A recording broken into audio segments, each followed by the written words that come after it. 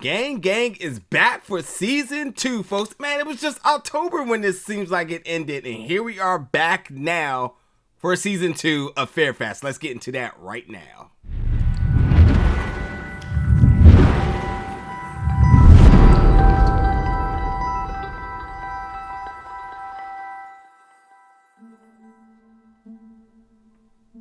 What's up, folks, and welcome back to the channel today for another review. And today we're going to be reviewing season 2 of Fairfax, coming to Prime Video June 10th. There's 8 episodes, about 30 minutes each, and it's back where they left off at. So, folks, let's just get right into it.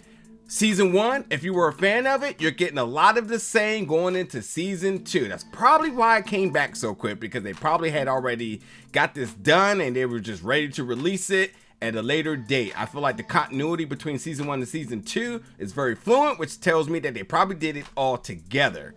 So if you enjoyed season 1, you definitely have been anticipating season 2, and you're getting a lot of the same from season 1. There's things I think that are better, but it's still very much the same. And on the other end of the coin, if you did not enjoy season 1, then you probably won't enjoy season 2, because they really didn't try to reinvent the wheel. Like, they really much kept it the same recipe.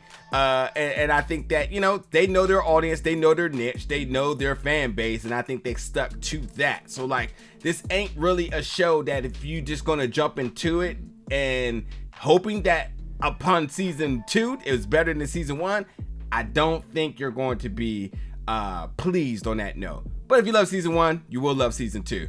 I would also say that I enjoy season 2, but I maybe enjoy season 1 better, because I feel like the unpredictability of what season 1, what Fairfax was going to be, that wow factor was there, and I feel like season 2 just kind of capitalized off of that and just continued the story. So again, the continuity is there, but in terms of just my feelings going into both of these seasons, season 1 I was just blown away, because I was like, wow, this is fantastic. Like, I like what they got going on here. And then season 2 gave me a lot of what I liked back and really didn't do more beyond that again. And I think that's fine. You know, no reason to reinvent the wheel. If it works, why if it's not broke, why fix it? You know what I mean? But going into season 2, Gang is going to be tested. There's a bunch of different things going on this one. First off, it picks up immediately after where season 1 ended. And we saw that sort of cliffhanger in terms of Off-Brine, which we know Off-Brine is sort of like this Fairfax version of Off-White. And now we see, much like in fashion, there's a new swag in town. Latrine was of the past. Some people still rock a latrine, which is basically supreme in Fairfax world. But now that's the rivalry. You know, latrine versus Off-Brine. And not only is it a rivalry between what brand are you rocking, but it's also a rivalry between the gang, because now you got people their allegiances on both sides of the fence here. So, you know, they're going to be tested. But there's some other different things happening. While that's sort of like the background of everything that's kind of happening, there's a bunch of little other sub stories happening. And that's what I like about these misadventures, you know, because like every episode you're going to get something a little bit different, a little bit more wild, but just still an overall season arc going on as well. So getting into this, first of all, Dale has grown up. And what's interesting about Dale is because Dale was more or less an outsider trying to get in.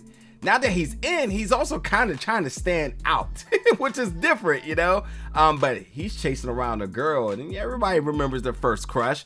And he's not only trying to chase his first crush and solidify his status with her, you know, not trying to be friends on her, he's trying to get that first kiss. So Dale is very much on track for that.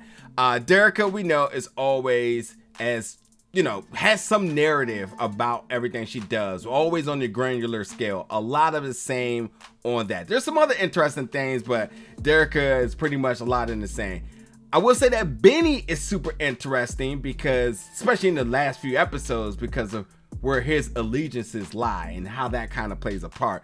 And then Truman is still doing what he does best, causing more trouble. He also got a girl, and this girlfriend is very weird. He has an artificial girlfriend. Oh man, if you've ever seen that movie Her, yeah. But yeah, Truman causing more trouble as always. Now, cameos, you got Guy Fieri, which you've probably seen in the trailer. Dr. Phil is back. surprisingly, Future is in this, which was absolutely interesting.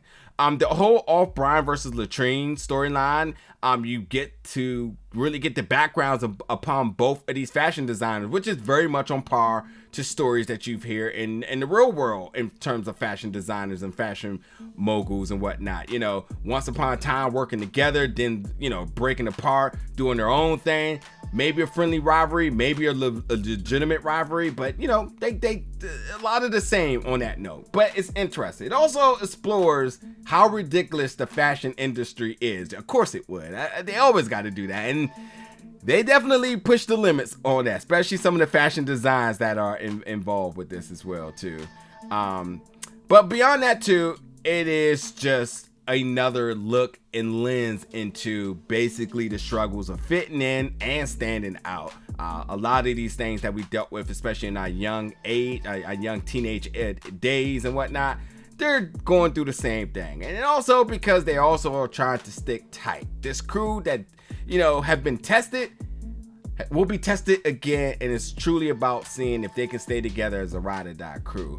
And then when you got love interests also intervening, you're going to kind of see how that plays a part and how that could cause divide and all sorts of different other conflict and whatnot. So bunch of those little other things, nothing too serious, but a lot of the things that happen in this is over the top because it's Fairfax, so it's fun. It's fun, it's funny.